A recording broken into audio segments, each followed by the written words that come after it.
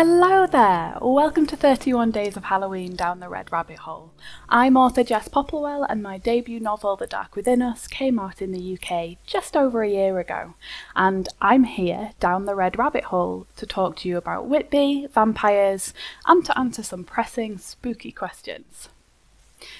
I'm pretty thrilled I get to talk to you about Whitby today because it is my favourite place on the planet, which is one reason I decided fairly recently to write a vampire book set there. That book isn't coming out just yet, so I can't give too much away about it, except to say that it's about a vampire and a teenage psychic, and they form an unlikely alliance to find one set of missing parents and to solve the murder of another. But the fact that that book even exists means that I have been thinking even more than usual about what makes Whitby so special and so spooky. Firstly, of course, it is the vampire connection. When Bram Stoker's Dracula came out in 1897, it featured Whitby heavily. When the eponymous vampire travels to England, for example, he does so in a ship called the Demeter that wrecks just off the Whitby coast, and this was actually inspired by a real shipwreck near Whitby. Later on, Dracula then stalks the famous 199 steps from the town up to Whitby Abbey, and Lucy Westenra, one of the female characters, sleepwalks amongst the graves of St Mary's churchyard on the cliffs, fey and ghostly, clad in only her nightgown. Very gothic as an image. So clearly Whitby inspired Bram Stoker, and who can blame him? I've actually picked out a little bit of the book here so that you can listen to how Mina Harker describes that most iconic landmark at the beginning of chapter 6.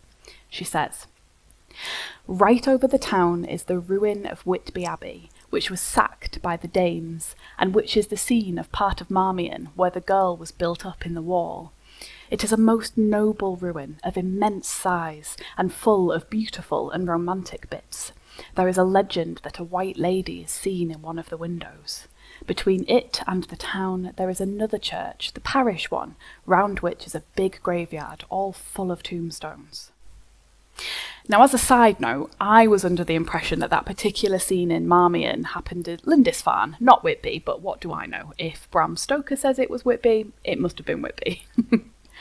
Either way, clearly the imposing bones of an abbey destroyed by Henry VIII, peering down from the headland, as well as St Mary's lovely church on the nearby cliffs, gave Stoker the right feeling for a vampire novel. And some of the local folklore may have influenced him as well. So, for example, when Dracula jumps off the wrecked Demeter, he does so in the shape of a large black dog. Now, black dogs are familiar features in folklore from across the British Isles, so notably you may have heard of the Black Shuck of East Anglia. And in Yorkshire, we have another black dog called a Barguest. And apparently a Barguest is a big dog with a black coat and blazing eyes, and the kind of myth is that if it lays across your doorway, that's not a good sign. Death is coming for you. And it's considered by some to be a guardian of cemeteries as well, so it should be no surprise that there have been sightings in Whitby, which is full of cemeteries. And these stories may well be where Stoker had that idea for Dracula's transformation into a big black dog. There's also more to Whitby, and also more to Whitby's spooky literary charm than just that one book. One of my favourite children's authors of all time is Robin Jarvis, and he has a fantastic set of books that are all set in Whitby. It begins with The Whitby Witches. I actually think the series might be called The Whitby Witches. Maybe not, that's what I've always called it, but that's what the first book is called. And also, Michelle Faber wrote a novella called The 199 Steps, which is a sort of ghost story, and I would argue, having read it, I really enjoyed it, and the whole town feels like a character. So why do authors love Whitby almost as much as vampires do? And what drives hordes of goths to flock twice a year to celebrate there amongst the lightly faded Victorian splendour? Why, when I dream at night, am I so often in Whitby, standing on the edge of the pier with a lemon top ice cream in hand, gazing out into the waves? Well, for one thing, I think most seaside towns are a little bit weird and creepy at night. When the arcades go quiet, when the tourists head home. when the fish and chip shops switch off their fryers. And I think this is most notable in winter. There is just some kind of creepy magic there that I can't quite explain, but I am deeply in love with. It must be something to do with the sea, I think, or else that sort of vaguely mournful sense that all these seaside towns lost something when they stopped being the tourist draws that they once were. And to be clear, Whitby is not one of the most rundown of British seaside towns. In fact, a sign as you enter Whitby calls it the jewel in the crown of the Yorkshire coast.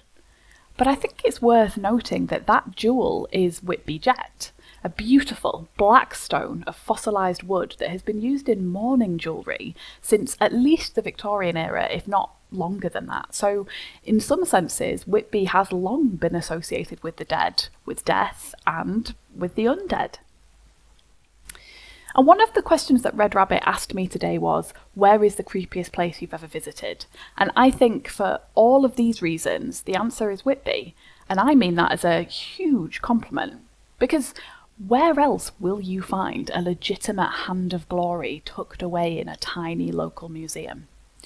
Where else will people occasionally let slip a story about a dragon who returns from the sea once every 7 years to threaten the safety of the town? And so, of course, Whitby attracts authors, like moths to a flame, or like, I don't know, goths to a vampire.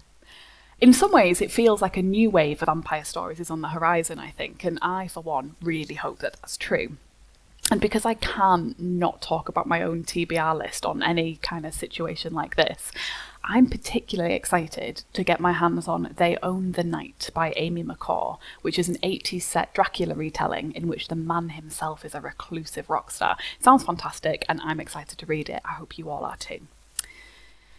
So turning now to the other questions that Red Rabbit had for me when I, emerged from the sack earlier this week. What is my favourite horror film? This is tough. An honourable mention has to go to Ginger Snaps, which I saw as a young teenager and it made a huge impression on me. It's the story of two sisters who are very close, and I think they're only maybe 2 years apart in age. And then one of the sisters, the older sister, begins to change. It's fantastic. It's a coming of age story, it's a monster story, there's a lot of body horror involved, and because we mostly follow the younger sister, you get such a sense of what happens when those few short years between sisters can begin to feel like a yawning chasm. I'm an only child, so it's not something I've ever really experienced, but I felt like I had, having watched Ginger Snaps. Brilliant. Also, I can't leave out the work of Guillermo del Toro. Most people, I think, are aware of how fantastic and creepy and magical Pan's Labyrinth is, and that is one of my favourites. But I think if you haven't, you should also watch The Orphanage and The Devil's Backbone. The Orphanage managed to successfully frighten me and completely break my heart. It's perfect. But actually, my favourite is a horror comedy. It's not a true horror at all, and that is Idle Hands. It's got Devon Sawa of Casper fame, an undead Seth Green, who doesn't want that. It's got Jessica Alba and Vivica A. Fox, as well as a hilarious cameo from The Offspring, which it's so funny. I'm going to say, lads, don't give up the day job. I actually think this is my favourite film, full stop, not just horror. It's about being so lazy that the devil possesses your hand. And this says a lot about me if you know that film, but I can quote that entire thing from beginning to end. Red Rabbit also asked me what is the most horrifying death you've ever written, and I guess this leads me into talking a little bit about my novel, The Dark Within Us, in which a homeless 16-year-old girl agrees to go on a journey into a version of hell explicitly based on Dante Alighieri's Inferno. Because, why not? I didn't actually write a lot of explicit death in that book, but I did write about punishments that happen after death in hell, kind of picking up on some of the details from Inferno and trying to humanise them a little bit.